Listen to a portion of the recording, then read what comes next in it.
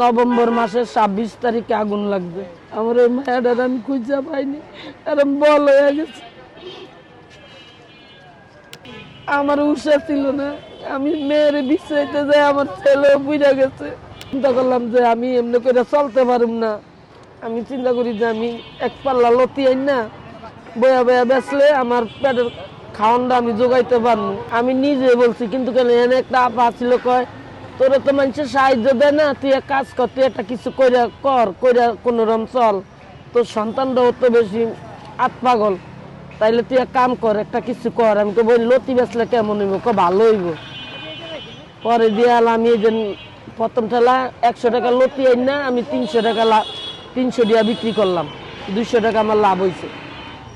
আমি এখান থেকে আজকে দেড় মাস, 1-1.5 মাস হইব আমি লতি বিক্রি করে আমি কোনো রকম চলি। অনেক শান্তি, অনেক ভালো আছি। ডাইল ভাত খাওয়াই আল্লাহ অনেক ভালো রাখছে। আমি প্রতিদিন 500 টাকা লতি আনি, আমার 400 টাকা লাভ থাকে, আমার চালান উড়াইয়া যা থাকে আমি হেয়া দিয়া কোনো রকম চলি।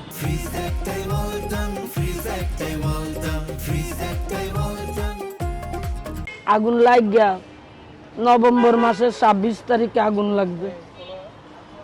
আমার ওই মায়াটার আমি খুঁজে পাইনি, এরম বল হয়ে গেছে। আমার উৎসাহ ছিল না, আমি মেয়ের বিশ্রাইতে যাই, আমার ছেলেও বুঝে গেছে। আপনাকে দোয়ান কোন রকম আছে, মানে আত্মাগল 20% 15% পুড়ে গেছে।